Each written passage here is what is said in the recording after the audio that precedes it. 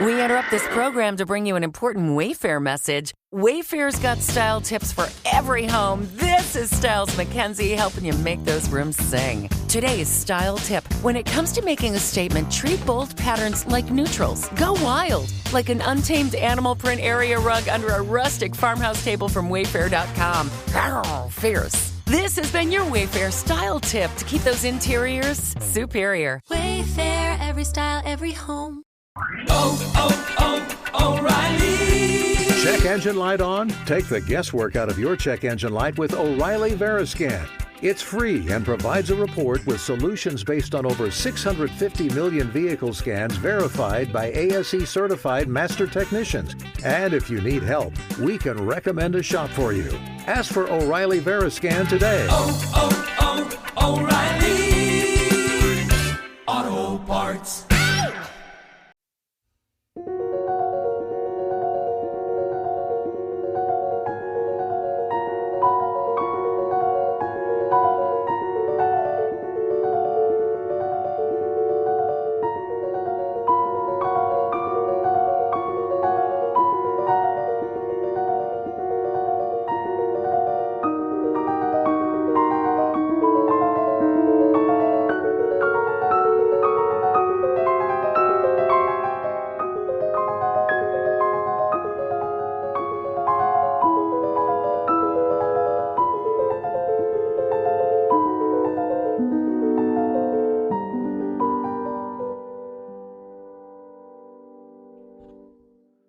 Welcome to Ghostly. Is the land of the Manteno State Asylum haunted? Prepare to shiver. Ghostly is your bi-weekly dose of the paranormal. We unearth chilling ghost stories and examine the evidence with a critical eye. Rebecca hunts down the legends while I, your friendly neighborhood skeptic, poke holes in her theories. In the end, you, the listener, get to decide, is it genuine haunting or just made up? Click the subscribe button or follow button to always be in the loop of new creepy tales. And as always, we're your host. I'm Pat. And I'm Rebecca. So I don't know how this episode is going to go. I got to be honest with you. It's an asylum, right? So I'm really excited about that. Yes. Always love asylums. But the building's not there anymore. Well, some of the buildings are. There's a lot of buildings. And yes, there's quite a few that aren't there anymore. But there are some, and the land itself and as well as the tunnels underneath are still there. Okay. So that's why I said the land, because this is not just a building. This is like I thought you were complex. just being like theatrical. The land of the Manteno Asylum. All right. Tone it down there a little bit. No, I'm just kidding. It's also known as the Manteno State Hospital. You're just acting up because we have a guest here, a guest that usually takes your side. We have Mondo here. Hello, Mondo, the guy that will go from a 0 to a 10 in the blink of an eye. 0 to hero. I was going to say it's definitely haunted. Definitely haunted already. Already, it's haunted, man. Definitely, genuinely. All right, so we don't even need to do the episode then. So we've already figured this out. No. We're so excited to have you here. You're a favorite guest, especially for our Chicago area episodes. I think you were our first guest, if I'm not mistaken. I believe so. I would imagine you were one of the top. I don't know 10 who else would have ones. been in our first guest. So yeah. I don't know. I think you're the first. So. And everybody loves the songs, too. So we hear about these songs all the time. So I'm assuming that you have a Manteno State Asylum song, right? No. No. Well, I'm going to say, in the you past, you've come on and not had a song, but it's because you have to wait for the episode to potentially inspire you. Yeah, exactly. And then something just hits you all of a sudden. And if it does, great. If it doesn't, it's fine. If it doesn't, we'll just get a lot of hate mail. That's all. I mean, it's fine. In the middle of the night, you'll think of it. You'll send a voice recording to us, and we'll play it. And you have episode. done that before. So, yeah. 50 ghosts at Haunted Tower. Absolutely. So this would be the time when we do a shout out. There's two ways to get a shout out on Ghostly. Leave us a review on Apple Podcast or to become a member on Patreon. We got neither of those this time. We're hoping to get some by the next episode. we don't have any listener mail either. No, we want those listener mails. You guys don't love us anymore? What? No, we want to hear your stories. We want to know the spooky things that are happening to you. So if you've got a story, you can send it to us. Absolutely. Yeah. You can email at info@ghostlypodcast.com. You can fill out the contact us form. Yeah, you can absolutely do that. That's on ghostlypodcast.com. Absolutely. You can send us a DM on socials at Ghostly Podcast. Yeah, I don't know if I like people jumping in my DMs like that. Well, though. they're not going to your personal DMs. They're going to the Ghostly You DMs. don't know that. Whoa. Or there's another way too. You can always send it through the actual mail on P.O. Box number 264, Geneva, Illinois 60134. I'm sure you all took notes and you all have that. But for the one person that didn't, it's in the footer on ghostlypodcast.com. So you can always go there. Absolutely. All right. So are you ready for your favorite part of the show, Pat? Oh, the end?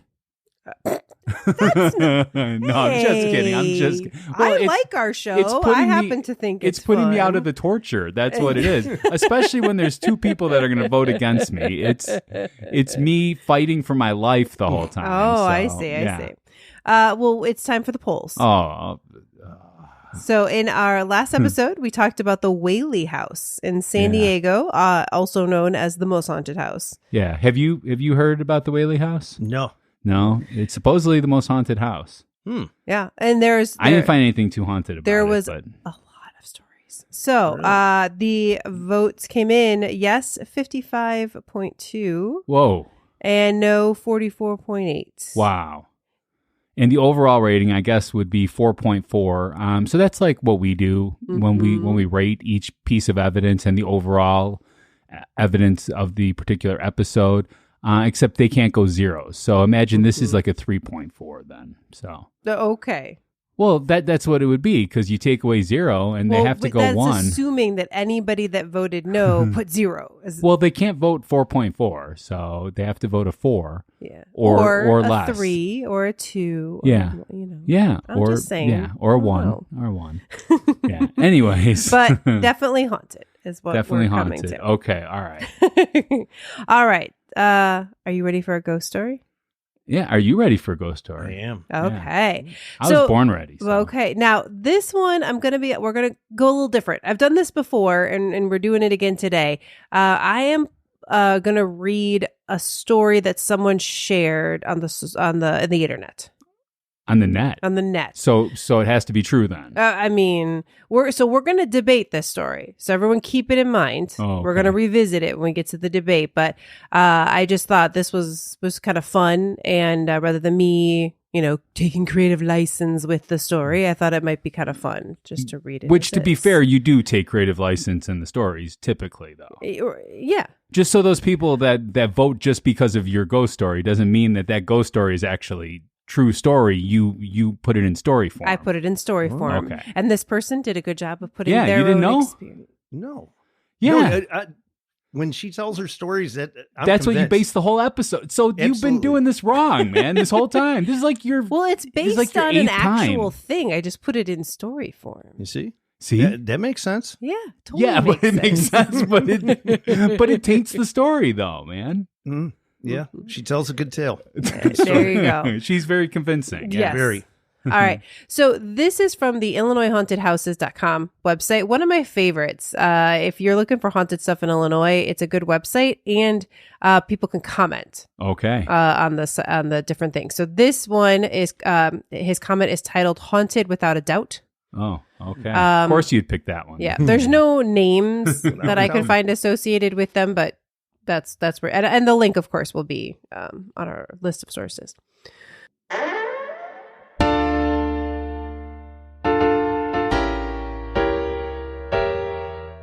It's time for a spooky tale from Rebecca.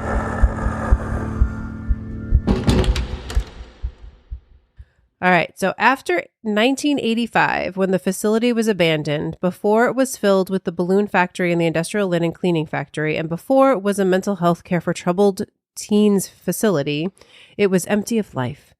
As a teen during that time, I rode my bike there with friends. What they didn't mention in this article is that they did electrotherapy on patients at the mental facility. The dental-style chairs with leather tie-down straps remained at the time of my visit. Also, beds with restraints were still present. Green industrial paint cracking and reaching away from the walls. Papers littered the floors as if everyone left in a hurry and nobody returned. The deeper depths of the building revealed something much more surprising and unnerving than I could anticipate.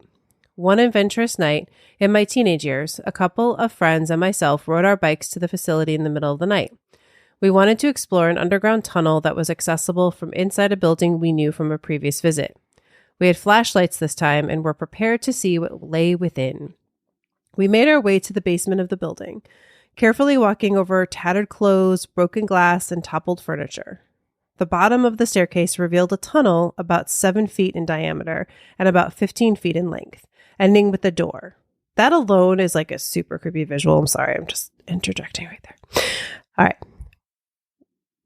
The next 20 minutes, we attempted to kick, pry, and force the door open before one of us geniuses found a way to pop the hinges off. We entered the threshold to find what seemed like a never-ending tunnel. There were a thin line of tracks as if they moved some small carts through the tunnel.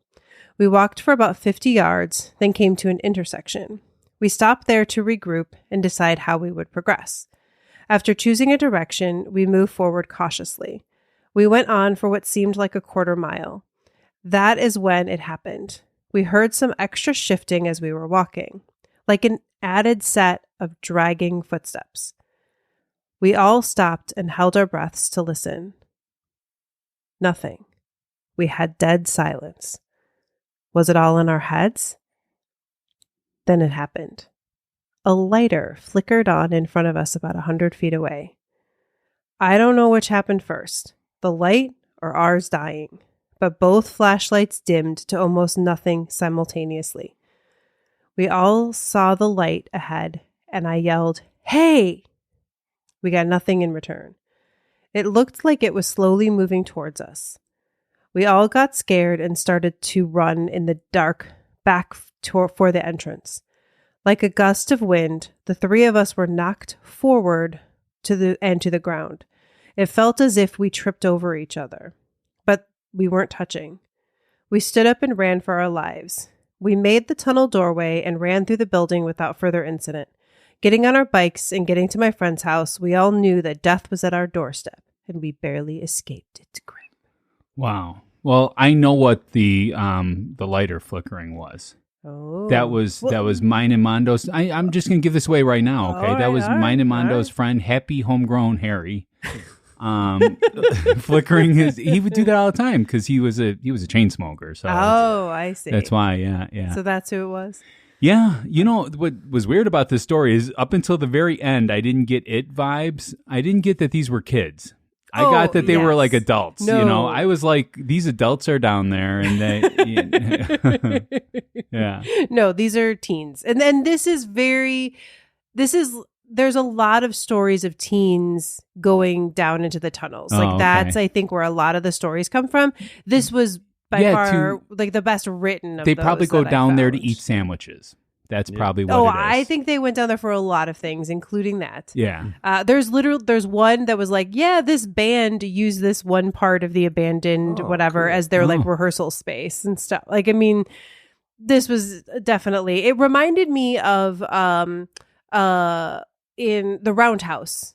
When we did the Roundhouse in okay. I thought you meant the movie Roundhouse with Patrick Swayze. I was like, okay, I don't know where you're going with this, but there was a lot of stuff that happened in that movie. Yeah, but okay. The Roundhouse in Aurora, where there's a lot of stories of teens going there and hanging out when it was abandoned, and kind of all of getting up to the mischief. Now I know we're not ready for a debate, but I just have a question for Mondo about this. So you've done a lot of construction work. You've done you were a carpenter. Yep. So you've done a lot of stuff. Have you done a lot of tunnel work? Never. Do you feel comfortable in a tunnel? Not exactly. Okay, so you especially a dark tunnel. So this is not one you'd want to be in, then, right? No, I mean from the get go, it just made me think of like a zombie film? Isn't that how they all start? You're in an Mm-hmm. abandoned place. There's papers scattered. There's, I was just waiting to hear brains and see the tar man or something. So no, I would not feel comfortable. This isn't Zombie-ly. This is Ghostly, man. Yeah, I know. All right. We're going to take a break, and then we're going to get to the history of Manteno.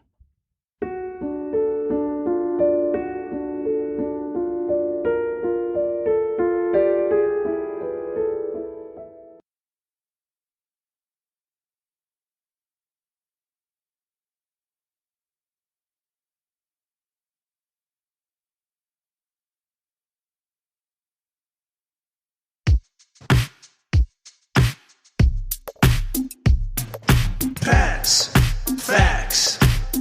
From a skeptic point of view. Facts, facts. He presents it all to you. Facts, facts, facts. All right. We are back, and we're just going to get into some pet facts. Pet facts. So the Illinois legislature, burdened by overflowing asylums in the Chicago area. Remember, asylums became a big deal in like the early 1900s, 1920s. Before that, people were like executed and stuff for having mental Or just put in illness. jail. Yeah, put in You jail know. or whatever. They were very much mistreated. So an asylum was much better. I know we're going to go into this episode thinking this is horrible. This is torture and stuff like that, but I want us to try to think of this differently. Because like brain surgery didn't start off what it is today, right? Brain surgery started off hurting people a lot. And nowadays, brain surgery saves people's lives because of those people that got hurt, unfortunately. It is sad. It's dark, right? But I mean, sometimes for progress' sake, this helps. And asylums were a much better step than what they were doing before. Yeah, I mean, there's a lot of progression to talk about for sure. Yeah. With this, yeah. So the Illinois legislature, they made a crucial decision. A new psychiatric hospital was needed. This marked the beginning of Manteno State Hospital, away from the city, so that these people, like, asylums do best when they are in the country area, air, where people, feel like a little bit more free. When people are in the city, they feel a little bit more claustrophobic. It adds to those things, right? Yeah. So, And when was this? so that was around 1927-ish. Okay. So right around the time when asylums became a major thing in the United States. In the 1920s, the rural landscape of Manteno Township, or Kankakee County, was chosen to be this particular location. Construction began with the promise of a self-sufficient community designed to care for the mentally ill. So they would do farming, and there was agriculture, there was a bunch of stuff going on, so they could take care of themselves. Yeah, I mean, this was a huge area. Yeah. I mean, it was a lot of buildings, a lot of things going on. It wasn't just like when we think of a hospital or an asylum, you Yeah. often think of the movies, right? And it's like one building. Yeah. And there was, I mean, certainly I think a bigger main building, but like there Yeah. were a lot of buildings. There was, and this was definitely revolutionary for its day too, right? This was cutting edge technology. Patients arrived in about 1930. They arrived by train, such as like Harry Potter. Transferred. I don't know from- if it was exactly like Harry Potter, but they probably had chocolate covered frogs conceptually. and stuff on there. It was probably exactly the same thing. They were transferred from overcrowded Kankakee state hospitals. Manteno State Hospital was born, offering hope and a new beginning. But then the Depression hits, right? Because we're I talking was about the thinking 1930s. about that. So, amidst all the hardship of the Great Depression, the hospital became a vital source of employment for the local community, a paradoxical beacon of stability within a time of widespread uncertainty. So, this was great for the community too, right? This was great for everyone involved in this particular situation. In 1939, things got a little weird, and I'm sure some of the ghost stories revolve around this. I have not looked at any ghost stories, though. A devastating typhoid fever epidemic swept through the hospital, claiming lives and casting a dark shadow over the institution. So 44 patients died. Yeah. Yeah. And I also saw somebody else say 60-some patients, but the 40-something was more common. Yeah, absolutely.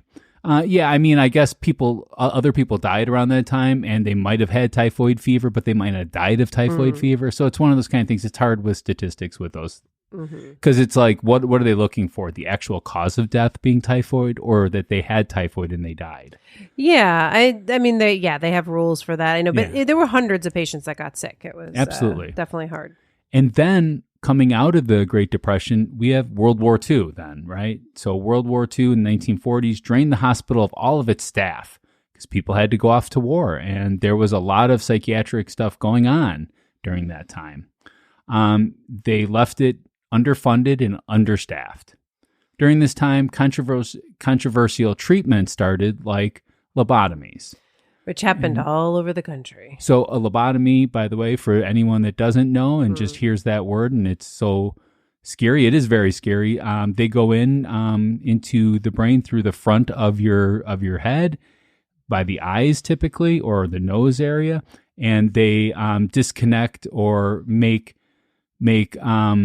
they pretty much disconnect the frontal lobe area of the brain, which controls a lot of different things that we've figured out since then. It controls speech. It controls like your personality a lot too. So that was a lot of things that were happening to people, is that they would come out of it and they might not be cured of whatever they had.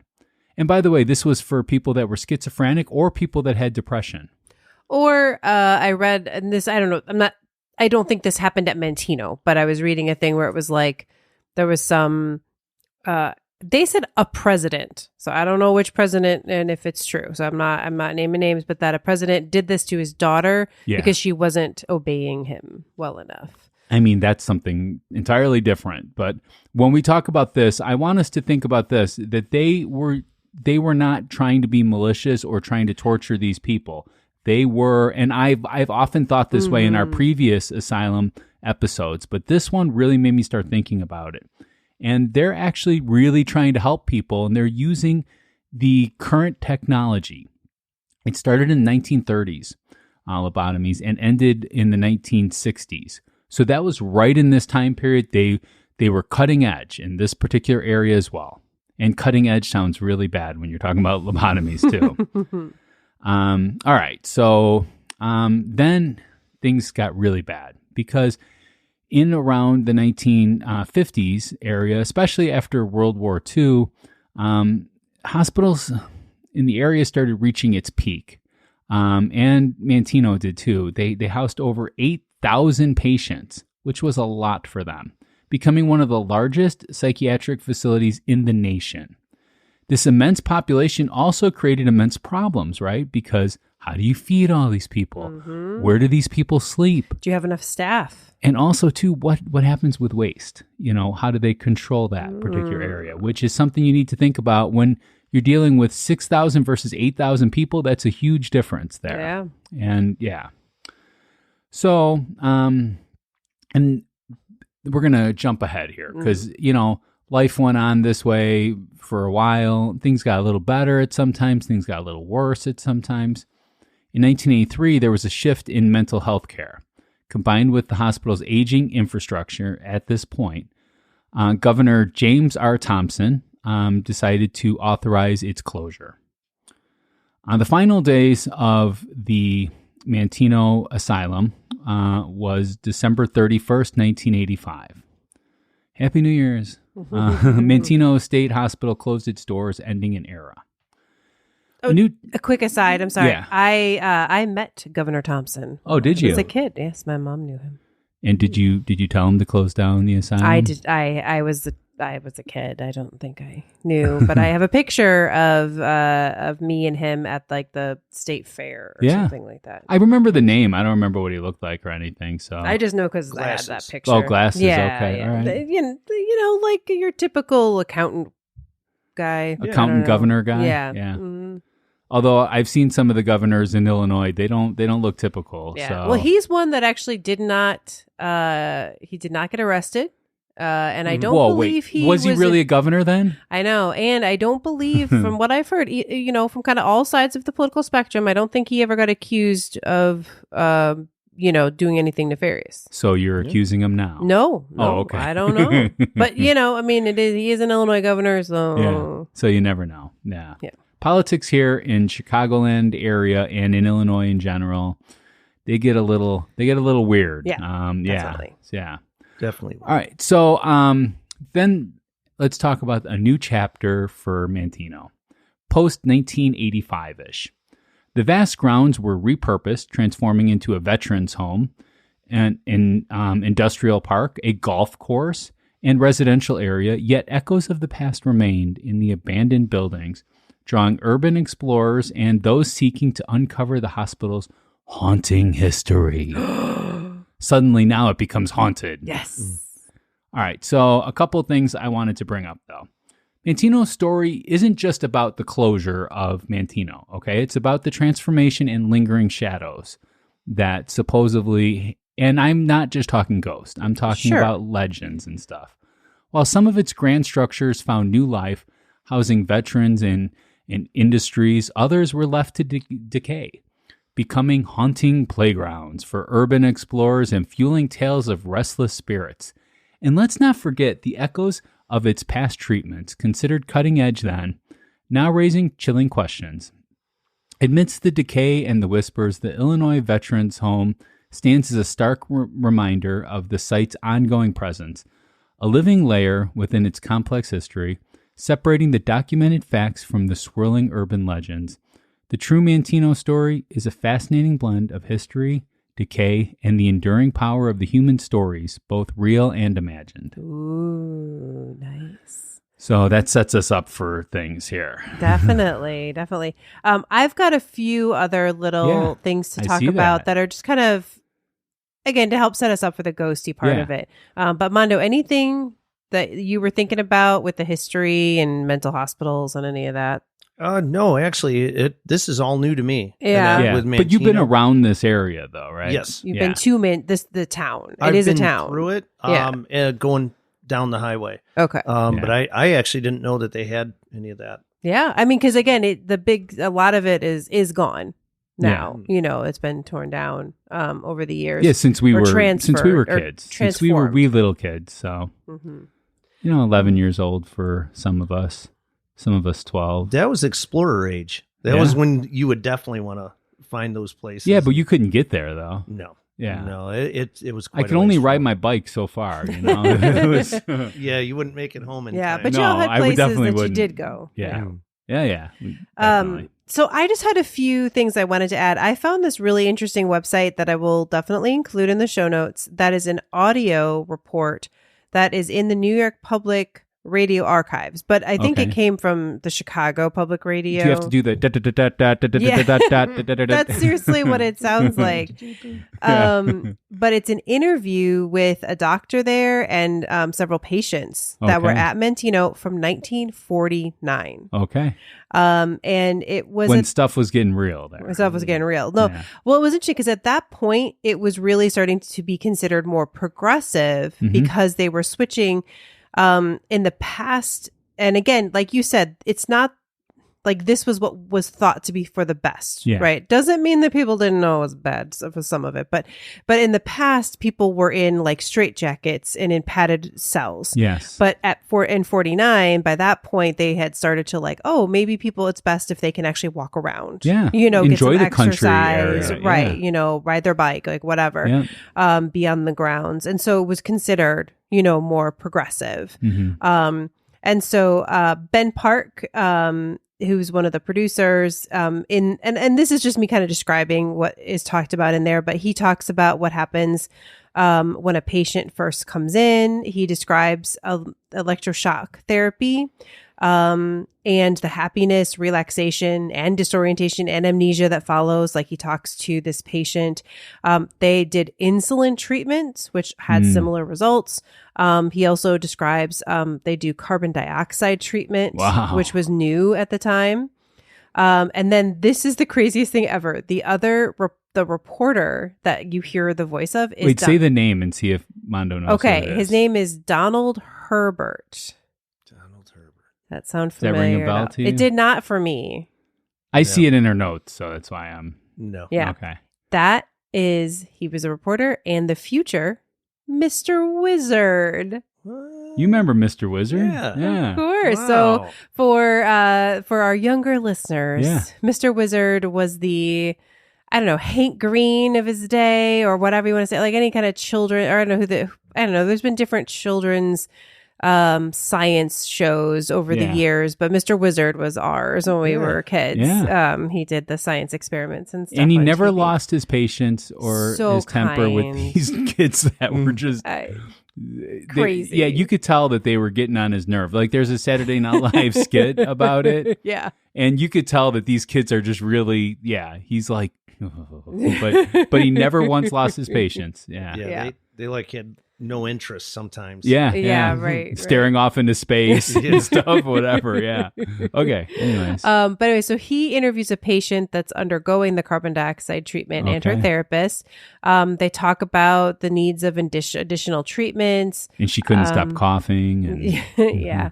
And then, so again, just to kind of go through the list. So there was electroshock, insulin, carbon dioxide treatments, as well as wet pack and water tub treatments that were supposed to relax the patients. And then they do talk about some of the issues, right? The overcrowding and stuff. And he just says there were 44,000 mental patients in Illinois. Yeah. So not just at Manteno, but kind of all over in 1949. There's 2 episodes. I only kind of listened to the first one, but super interesting. Yeah. I just thought if you want like a real point in time, actual first, person thing. And you'll link this in the show notes? I will put this in the show notes. Cool. Okay. And then I found some comments from people describing what it looks like now or, in the past couple decades.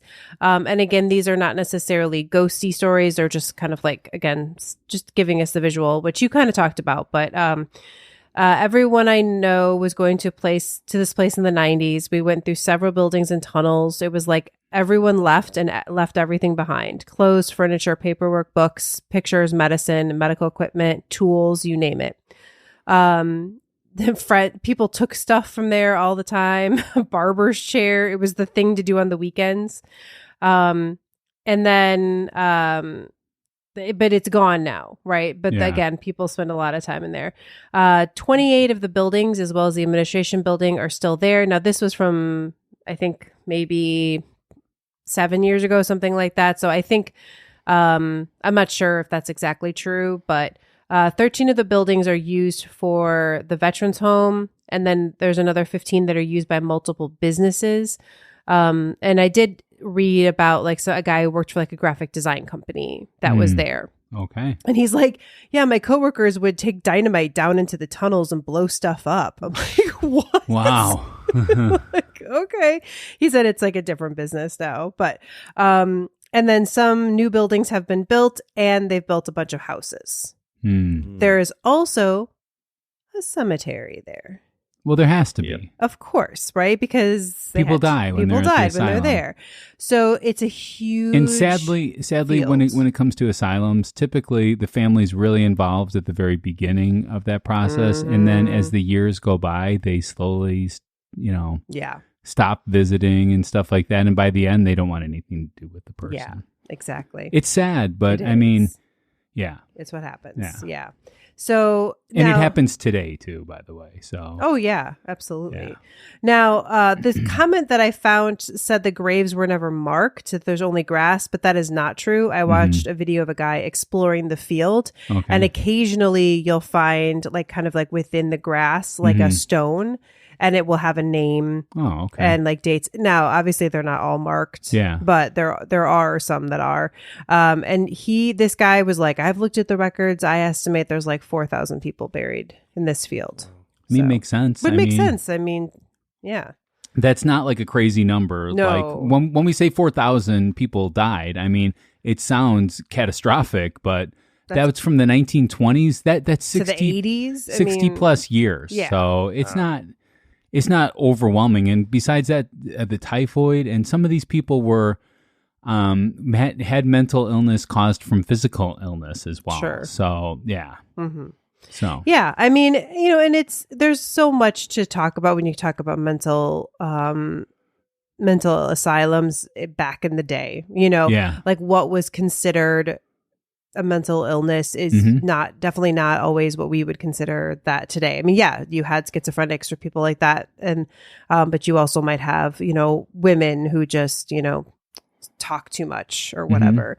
So there's definitely some bad things. But this was the 20th century. It wasn't the 19th century, so there definitely were worse things that happened in the century before this. There are worse things we could do than go to Manteno Asylum or two. I don't know. There you go. Trying to help Mondo out here a little bit. So, okay. So, anything else to add? No, I'm done. I know we could go on and on forever about mental. You want to explain the area at all? Well, I know it's before the town of Kankakee. Yeah. And I just know I've only gone by on the highway. Yeah, but what does it look like though, looking out in the highway around that area? Just before you get there, I mean, before you get to Manteno, there's a lot of nothing. Fields and everything, but that's like when you're beginning to get into a larger town. And I want to say they have like a big trailer and truck sales businesses that are along that turn by Manteno, and then you just see all the signs for buffets. So a lot of buffets. It sounds beautiful. Yeah. Nice, it sounds wonderful. There you go. All right. So we're going to take a short break, and then Rebecca's got evidence? I do. All right.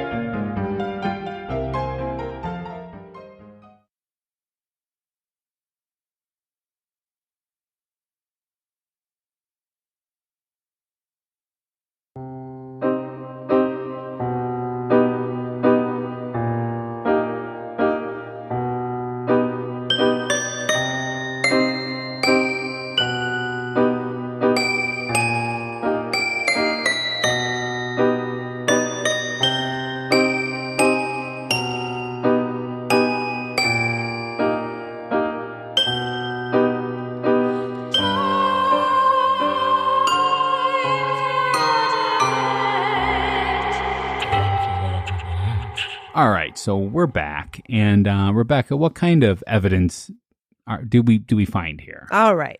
Well, let's start with the debate about the ghost story that I read for today, right? Because that's kind of the thing that we gotta close that loop, right? So we had the kids; they saw a light. Their flashlights died, and then as they were running, they felt like they were pushed by wind and got knocked to the ground. And as I said, this is the kind of story that a lot of teens and people who were able to explore those tunnels back in the 80s and 90s tell. So what do we think about this story? Well, there's a couple ways to look at it. The kids could have been down there and then they came upon somebody that maybe lived there, that was staying there and unhoused. And unhoused, yeah. Yeah, maybe that was his line of defense, just sit there and just flick his pick. Harry did that? And it could be. And maybe he was down there to light some fireworks, and that's why he had the lighter, and that was his little warning, Yeah. I mean, I would imagine these tunnels carry some electricity in them too, right? So I thought that too. Yeah. And it's not like this has been regularly maintained. So it's possible there's like a split in the wires or something like that causes something like this. Okay. Now, what do we think about their flashlights dying at the exact time that light shows up? I'm willing to bet that they put the batteries in there at the exact same time. Yeah. and they bought cheap flashlights at Costco or something like that, and then they have those cheap batteries in them, and they set them all up at the same time, and they all went down. Yeah. They died at the and same we just time. happened to be right as the creepy light showed up in their. We don't know how long these flashlights lived in a car, in a whatever, or they got it from their mom or something like that. Or also too, there could be weird electrical things that happen in that particular area. It doesn't mean that it's paranormal, though. There is areas. Wait, what did we learn? What was the nerfs? Nerfs? Yeah, I forget what that meant, though, but nefs? No, nefs. That's it. Something electromagnetic field. Yeah, I can't remember what could the be N that. is. It could be that. Yeah, you don't. I mean, I'm just gonna say that it's possible for a lot of different things to have happened in this particular area, and also too, we are talking about kids here. Okay, we're talking about kids that are prone to fantasy. Kids have imaginary friends sometimes, which is perfectly good, perfectly fine.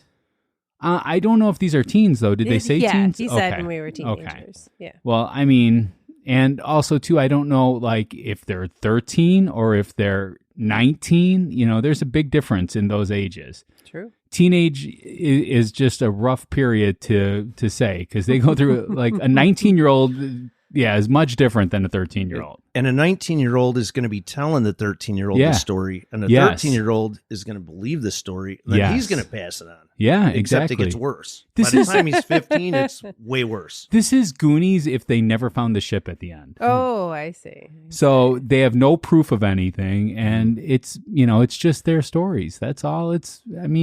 Whatever. Everyone has crazy stories from when they were kids, and it's usually embellished over time. That's how these stories kind of go.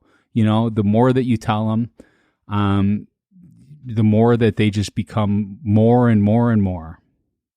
So for me, it's hard because the story is written in a way that is the kind of thing that you do when you're like trying to tell a spooky story. Trying to make your experience more spooky. I think he's a good writer, all of that. But that doesn't take away from, a bit of the spooky from it. And so I am a little torn on it. Like you know what I mean? Like I do think that something happened that freaked them out. But right. I think it could be something weird, or like you said, it could just be this is a guy that lived down there and this is line of defense. Like that's my that makes perfect sense to me. It does that too. Is, yeah. And but also too, they tripped over something as they were running, and can we all agree on one thing though, that things can seem spooky but have nothing to do with paranormal. But they also could seem spooky and have something to do with the paranormal. Both are possible. Exactly, but we are admitting to the first one too, right? Yeah, it can seem spooky and have nothing at all. And are you going to admit that they could seem spooky but could be paranormal? No, because I don't believe in the paranormal. I can believe in both of those things. Okay, but that's fine. That's fine that you can. I'm just saying, let's leave some possibility open when we rate this particular All right, thing. what's your rating? 0. Mondo, what's yours? So I'm going to surprise you on this because I know you always say that I agree with Rebecca. Yeah, things like that. So we were able to explain to Lighter. Yeah. Happy homegrown Harry. Yeah, we were able to explain that, and I mean that would freak them out. And I mean, it was possible that it was electrical and stuff like that, and then they ran. But you know what? What about that blast? That knocked them all over. It did it for me, man. It's genuinely haunting. Okay. So I'm going to give it a 6. I was going to go 6 too, Mondo. I was. No, that's in my mind. Okay. Where it's like, I'm open to the possibility that, whatever, but like, there's a blast to air. The flashlight's dying just right at that moment. There's a couple little things. Okay. All right. Okay. Let's move on. So another common story. I always feel beaten up after these things for some reason. Mondo does his little twists and turns. Yeah, he does. Yeah. All right. So another common story that's told is that the PA system would like turn itself on and weird noises would come out of it. Okay. So people are like, when you'd hang out in the buildings, like all of a sudden the PA system would just like come on, and it's like, there's no way for that to happen. Yeah. Right. So I found a comment also on Haunted Illinois that says they experienced this. Okay. Quote, a group of friends and I mustered up the courage to visit here probably in 2005 or so. It was definitely creepy. We heard the PA system kind of like it glitched. It definitely turned on. Interesting. So what do your you think? thoughts about that? That's before Bluetooth, so it's not like somebody was messing around. I mean, these are hardwired. Yeah.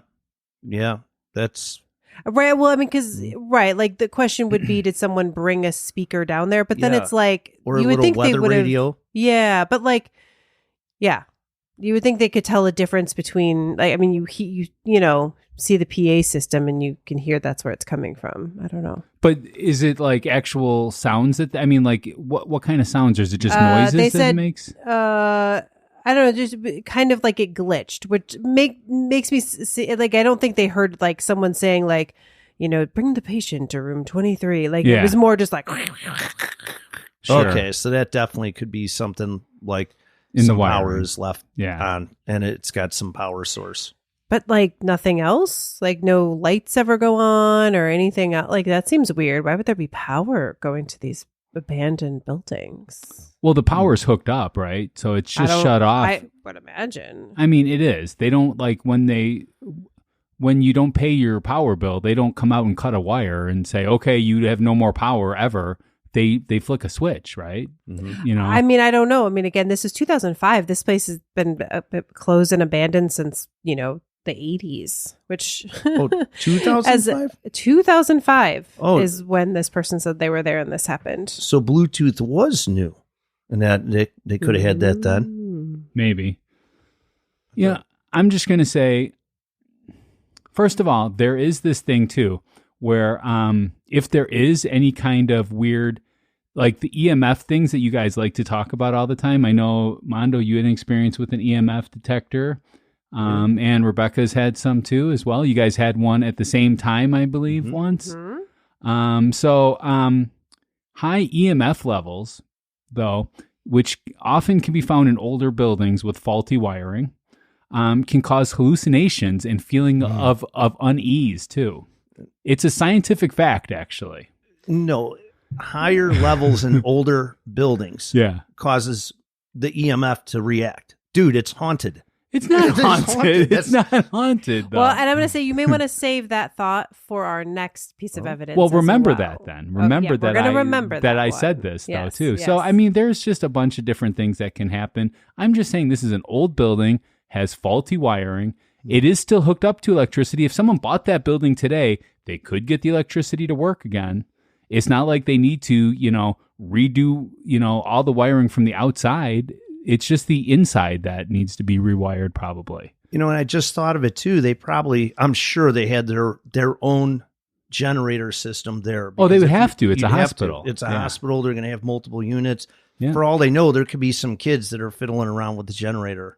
Well, also, too, some of them are gas-powered. Some of them might be powered by other means, too. Some of them might have like a battery charge to them. Right. But why just the PA and not like lights or other things?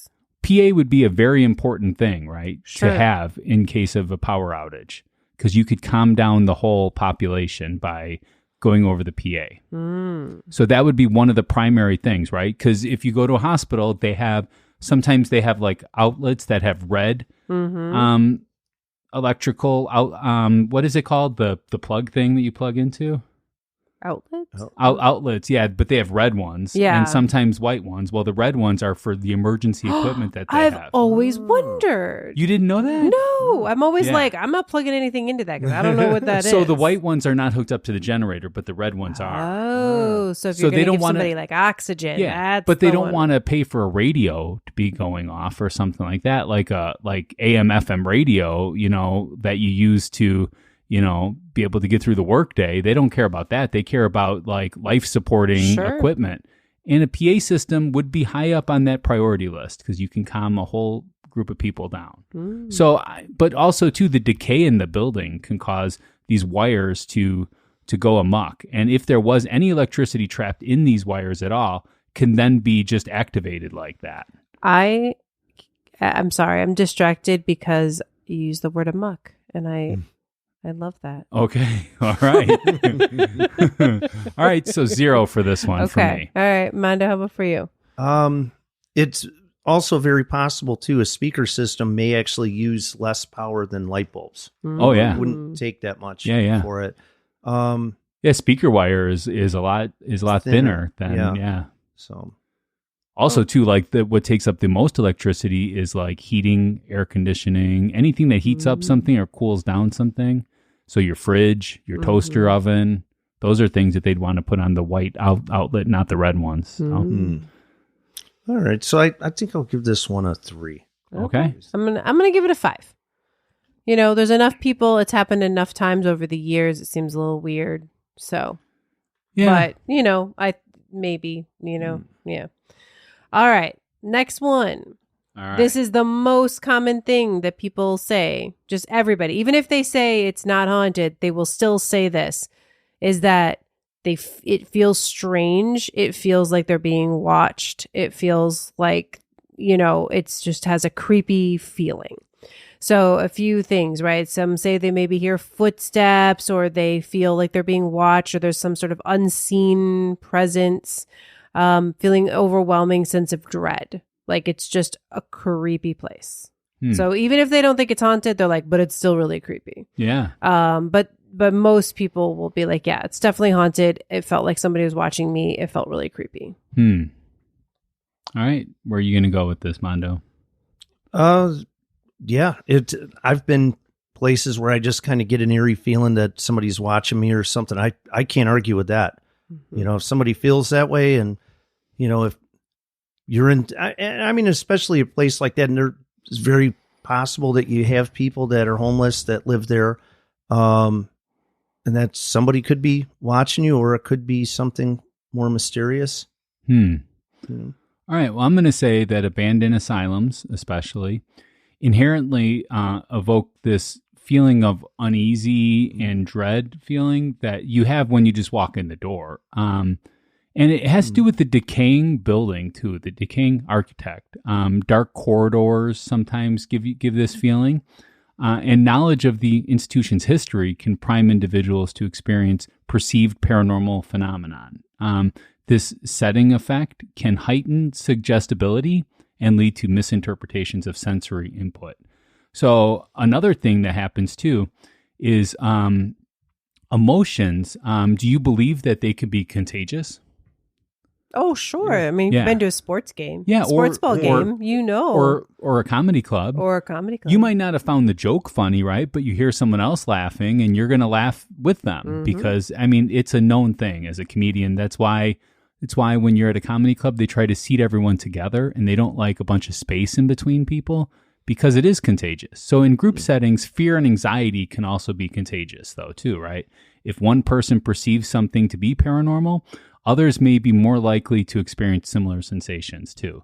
So just because, you know, happy homegrown Harry felt this way, and he wore a bulletproof vest once at a pool hall that was not at all, there were no guns or anything there. Listeners, I think this person that Pat keeps referring to might be a real person. It is a Mondo real and person. Pat It is a real know, person, but yeah. That's what it sounded like. Okay. Yeah. He's Not real. just a made-up He's name. very real. Yeah. Very unique person. Yeah, very Okay. unique individual. Yeah, anyway, so, but I'm just saying that just because he feels that way, it might heighten my spookiness then. I might be on edge then because of that. And then I go into this whole thing feeling uneasy and stuff, and then any little thing that happens, I'm going to automatically attribute to what's causing my fear. So, Yeah, especially if somebody's like elbowing you. yeah. Dude. That's my song. That's my song. Yeah. All right. So what's your rating then? 0. Okay. Yeah. Mondo, how about for you? I'll go with a 3 on that too. Okay. I'll do a 4. I'll give it Okay. a 4. All right. Because again, it's like, do I find it, I mean, it's interesting. It is. I don't think it by itself is compelling. Like now put it with all of the other stories, right? Then, you know, it maybe adds a bit of weight to it, but on its own, just because you're like, oh, it's a creepy place. I felt creepy. You know, it's hard for me to weight that super high. Well, also too, I think that we as people, we judge the acts of what they did, because if you think about a lobotomy nowadays, it's like that is the most heinous thing you could think about. You know, it's like you're destroying this person's personality, their mind, right? But back then they didn't do it out of malice. They did it because that was the best treatment of the day. I mean, there's some books on lobotomy. I mean, like some people didn't think it was the greatest idea, but Yeah. But anyways, I don't think they were necessarily always all doing it because they were wanting to hurt people. Yeah. They had. But now it sounds like that. It sounds like they were purposely torturing these people. And they might have been, but they didn't mean to, though, at the time. So, I mean, you also have to look at things like that, too, a little. Okay. All right. So next, we're going to talk about a picture. Yeah. And I'm not sure exactly how to interpret this picture. So I'm just going to read the description from the person who posted it. And I will definitely share this link in the show notes. You can go right now. It's the photo forum, and I'll label it as the photo. This was taken December 20th, 2006. Another picture from mine and Clark Kent. I don't know if that's the person's real name. Adventure trip to Manteno State Hospital. As we came around the corner from the hallway to enter the Jenny room, which is where these bathtubs were, we saw this ghost in the corner. You can barely see him. As I set my camera up to take a picture, we scared him. He scared us. He took off like a bolt of lightning and went past the window. You can barely see him under the windowsill to the other corner and ran through the doorway where we were standing. If he was a solid mass, he would have knocked us over. The only thing edited was a couple of the cuss words on the walls, which I felt were inappropriate to post. Bright light was left as is, didn't want to ruin the photo. So he's not saying the white light is the ghost. Okay. That is was there. What is he saying is the ghost? I think he said it's in the corner in the window. There's kind of some darkness there. Shadowy. That's, yeah. We got it zoomed in, so I didn't see anything. Did you see anything? Yeah, it looks like Slimer from Ghostbusters. You're looking at the white light. She said, don't look at the white light. Like underneath the white light there, there's shadow. I think that's what he's talking about. I don't see any, but it could be because we're just zooming in on a web page. So yeah, it's kind of hard. Yeah. I don't know. I'm gonna let Mondo take a look at it for a second. I'm gonna start off this one by saying I don't feel that there's anything there to talk about. Also, I will say that it's one of those kind of things that could be a trick of the eye. You can't really zoom in any more than that. It's like a trick of the eye kind of thing. That would be like a haunted mouse, Mondo. That's a face in the floor. Absolutely, okay. absolutely. And I think it's because he said that it was when he got this picture, it was he came in, he saw the ghost, and then he set up the camera, right? And by the time he took the picture, he scared the ghost, and it was kind of on its way out. Yeah. So what is that term? Pareidolia? Yeah, something like that. Pareidolia, yeah. Where people perceive ghostly sightings, ding, ding, ding, or disembodied voices. They're products of them just seeing patterns in random stimuli. It's a thing that we do as people, and I'm sure both of you have done it. If you've ever looked at a marble tile, oh yeah, you start to make out faces in those things. For sure, it's just what we do. It is actually. It is something that it's a prehistoric instinct in us to be able to do that, to be able to spot anything that could potentially cause us harm. And the brain's tendency to fill in gaps and create coherent narratives can lead to misinterpretation of shadows, noises, or drafts too. So, and all those things. Yeah. Drafts that'll knock you over? Yeah. Well, I'm also, I guess I should say too, I don't know that the white light isn't part of it either, now that I'm thinking about it, because he just says that he left the bright light. Yeah. Was left as is, but But the white light too. He didn't try to filter it or anything. But the white light too is caused from the window being immediately behind the white light. When I take pictures, this is not what the light looks like. True. It's black and white too. So yes. Are you taking black and white pictures? And also too, what kind of camera is he using?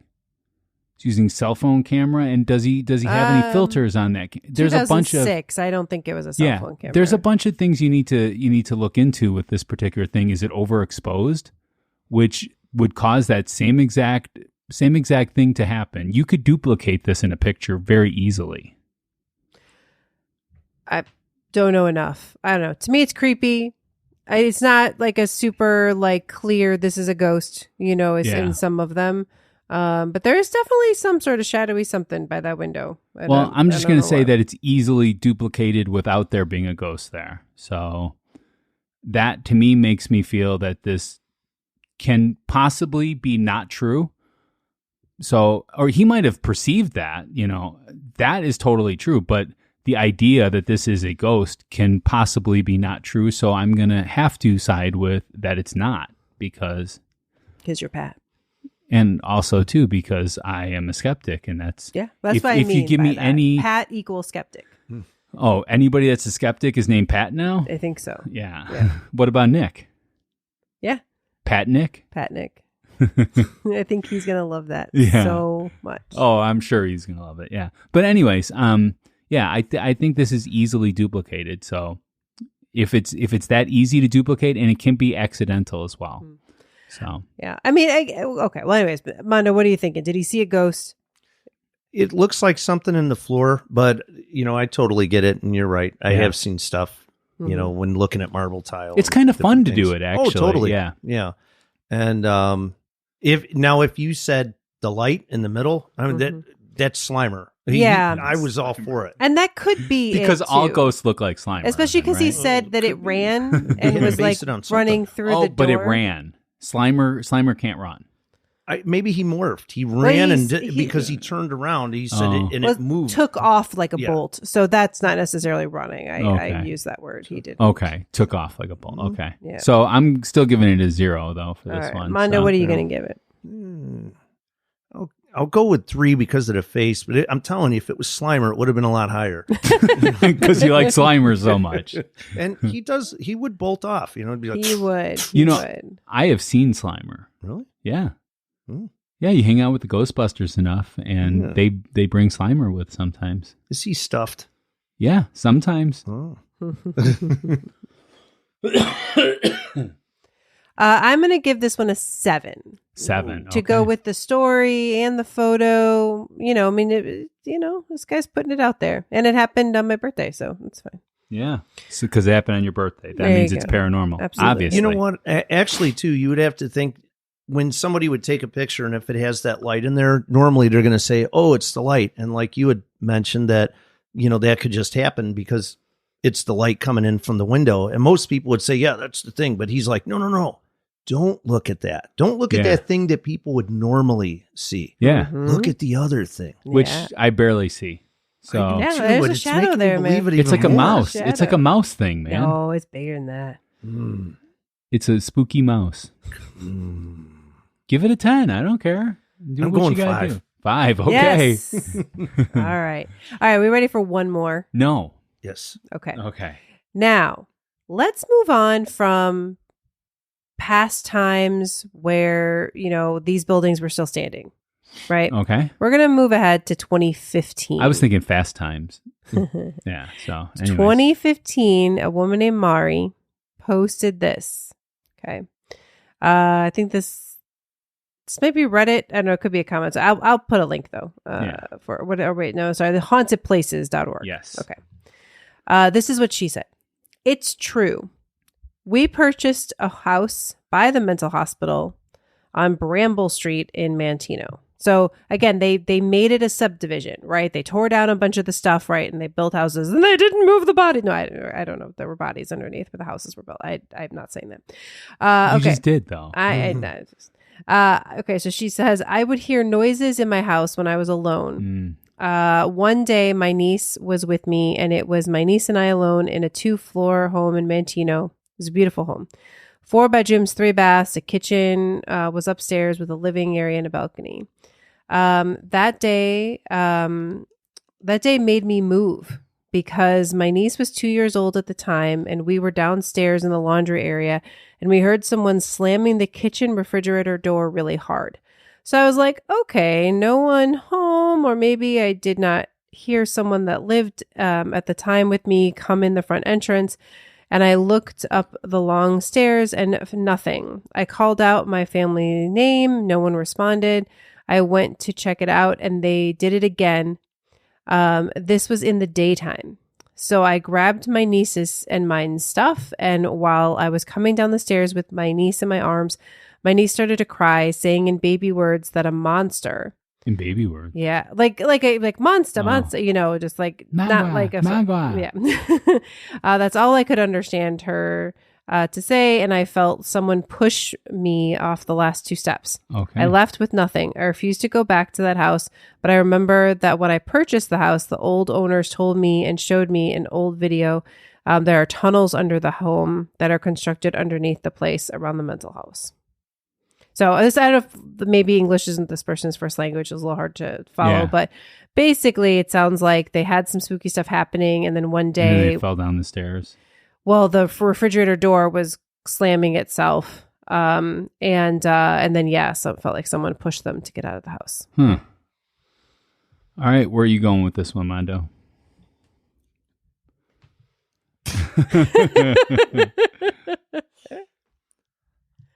Oh, no. I don't know what he's going to say. Maybe he's got a song about it. I don't know. It was our house. It was built on Bramble Street. Our house.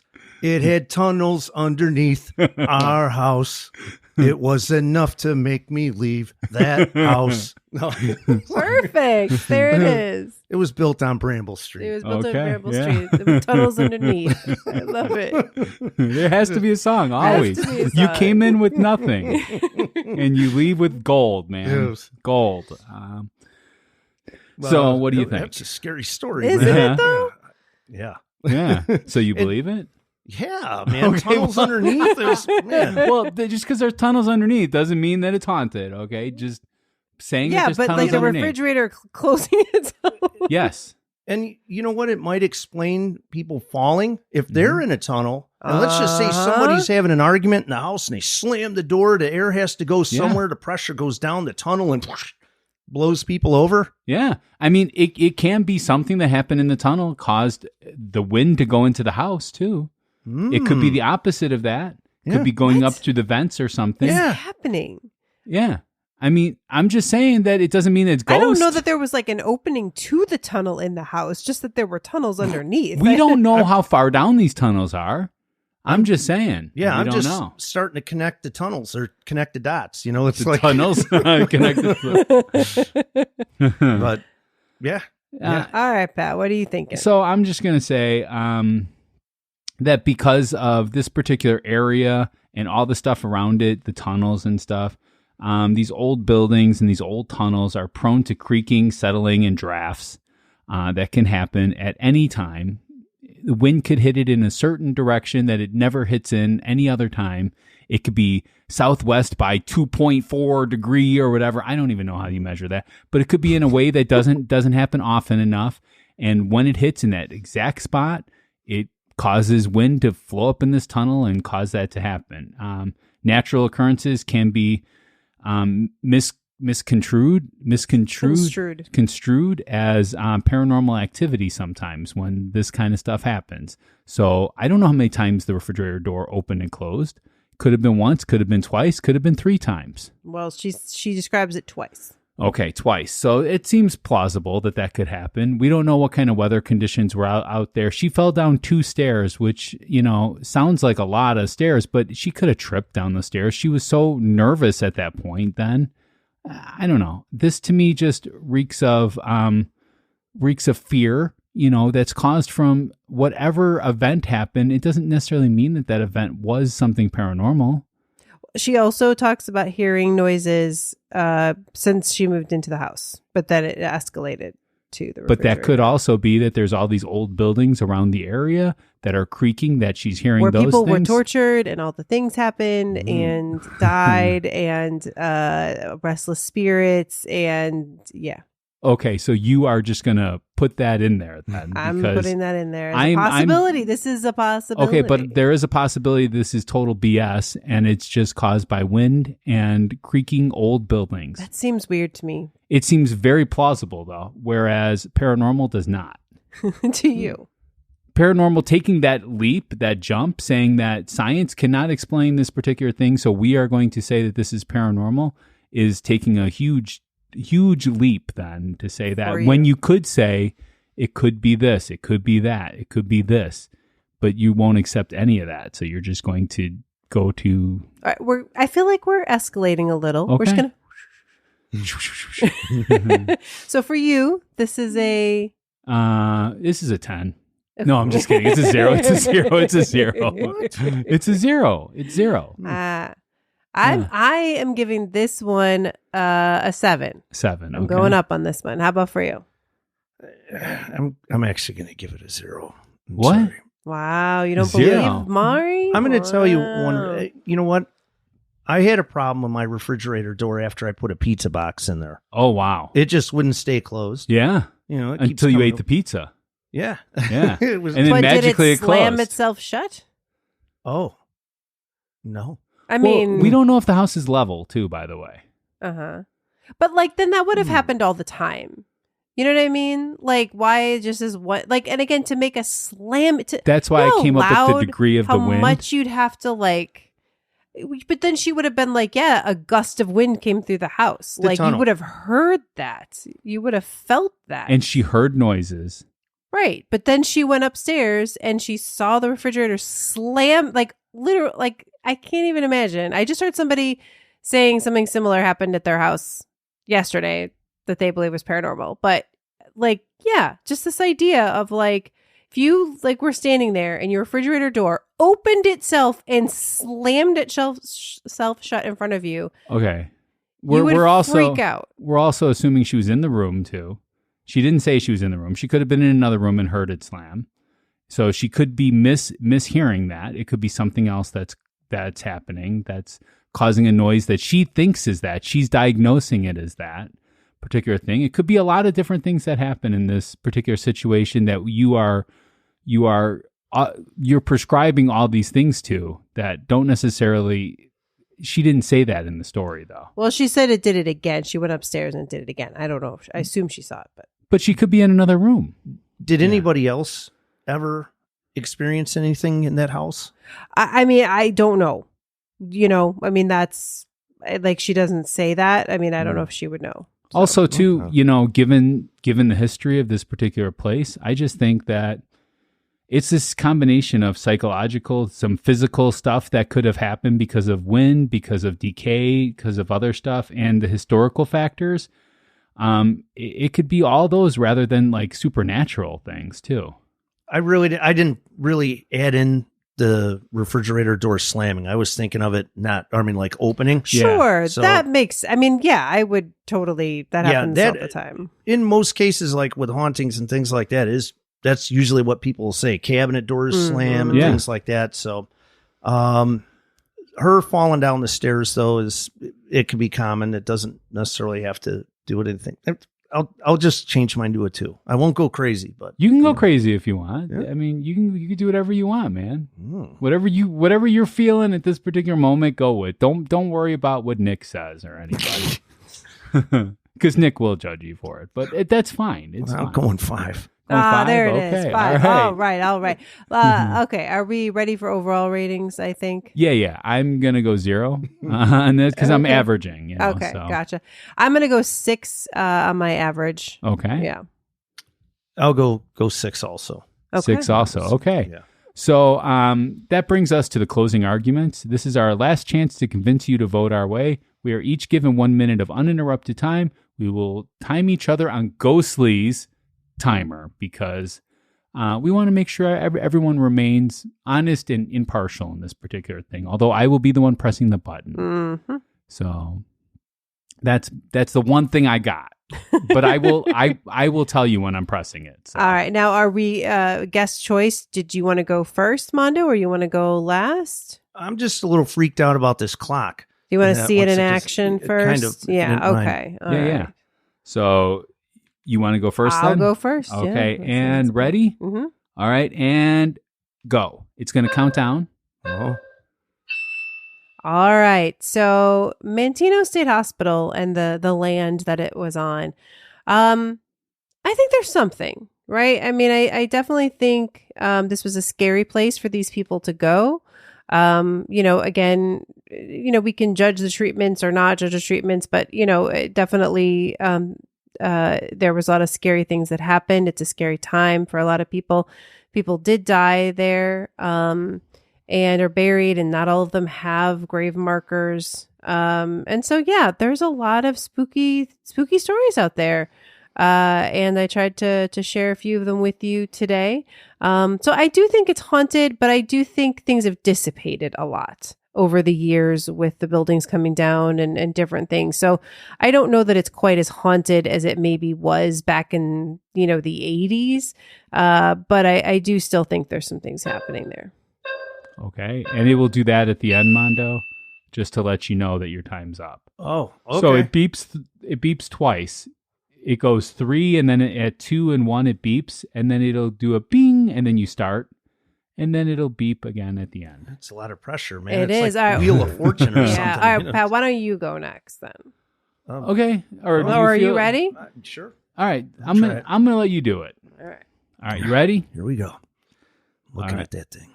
Okay, it's right in front of you too. All right. You ready? Yep. All right. Go. So we have a old hospital. A lot of bad things happen. I mean, not terrible things. I mean, these are progressive things.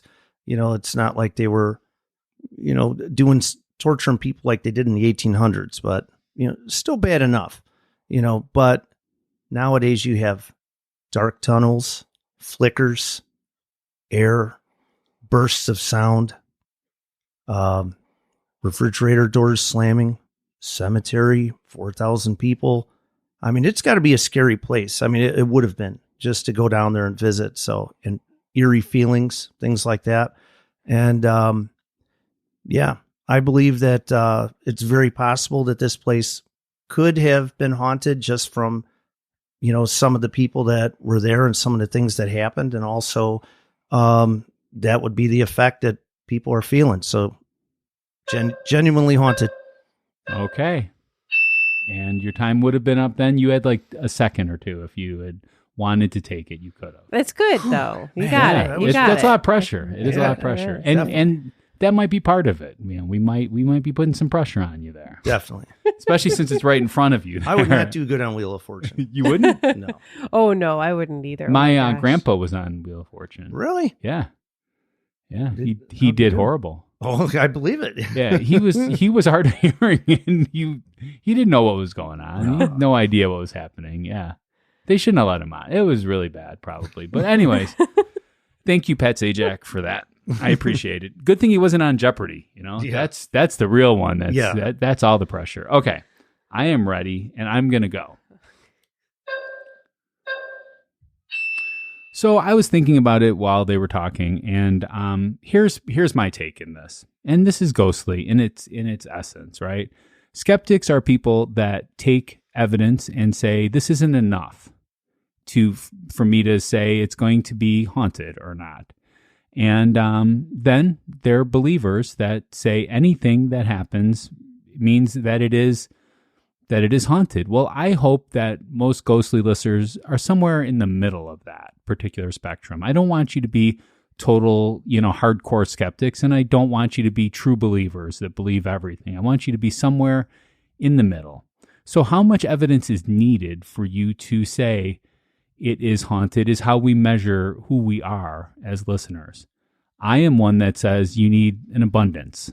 And I did not get that in this particular episode. So I am going to have to go 0, and I'm interested to see what you say. All right. And how can they say what they want to say? So you go to ghostlypodcast.com, you click on polls, and you can vote right there. Also, Rebecca kindly puts out announcements that polls are open and reminds you to vote on social media. So if you follow us on Facebook, you just do a search for Ghostly Podcast. If you really want to be one of the cool kids, you can join our secret group, which is the Ghostly Society.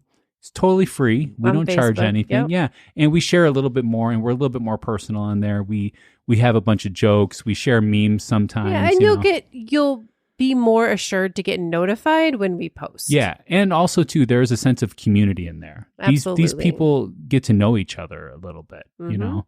So yeah, ghostlypodcast.com/polls. Let us know what you think. Mondo's never on Facebook, but occasionally he goes on Ghostly Society. So every once and again. So you might catch him on there if you really want to talk to him. So don't let your friends miss out on the chills. Share Ghostly and our Facebook group and Instagram and all of the socials with your friends to help them and help us grow this community of paranormal enthusiasts. Your support means the world to us. I like to give a shout out to our VIP producers who make this all possible. We have Andrew, Alicia, Becky, Cindy, Kevin, Jessica, Alice, Aaron, and Hope. Now, these are our Patreon VIPs. Yes, Patreon. Right. We love all of our Patreon supporters. You are what helped us keep going. Yeah. If you're able to do that, we can't thank you enough. And our VIP producers get their names shared on every episode. And that means a lot to us. And we're thinking about doing some listener choicey maybe episodes in the future. And you know who gets to vote on those? Who gets a first crack at some of those listener choices? Me? No. Oh. Our Patreon. Our Patreons. Yes. Absolutely. Absolutely. So if you want to join, this is a great time to do that. Yeah, I would like that would be great because they really do help us grow. I just want to share with you guys the reason why we do something like Patreon. Ghostly's not free. You know, it's to us. To us, yeah. To us, it's not free. We have to pay to put this out. So, and it's funny because we get, negative responses sometimes because we're, a bit douchey at times. And I will admit I am sometimes. And I'm not. Okay. But we do this because we want to do this. And we want to keep doing it, but it does cost us some money. So we just appreciate any help at all to help. We have a lot of different tiers. Yeah, you can do whatever you want, and every bit of support helps us. And we put it right back into Ghostly. Absolutely. We don't pocket it and go buy liquor like Mad Dog 2020 or anything. No, we do not make money. Right? No. Like this is just to help us. I've never made $1 off of Ghostly. No. So. Or if you can't join can't join the Patreon, totally understand in these times. Just you listening to the episode and listening to the ads helps us. But if you want ad free, we have that on Patreon. If you go not trying to do a commercial. Just want to say why, because people ask us why. I'm trying to do a little bit of commercial. We hope that you subscribe to Ghostly now and get ready for more spine-tingling encounters with the unknown. We did have a interesting meetup yesterday with some paranormal folk, and Rebecca took notes. I did, and I am excited for hopefully some future collabs. Yes, with some more. Is that what the kids are calling it? I don't know. But no, it's good. We love. Mondo's always going to be a guest. Yeah, you're always going to be here. But we're excited to maybe have some new people. Okay, so before Mondo leaves, I have some questions for you, Mondo. Sure. So tell us about your own YouTube channel that you have. Mine? Yeah. My outdoor adventure? Yeah.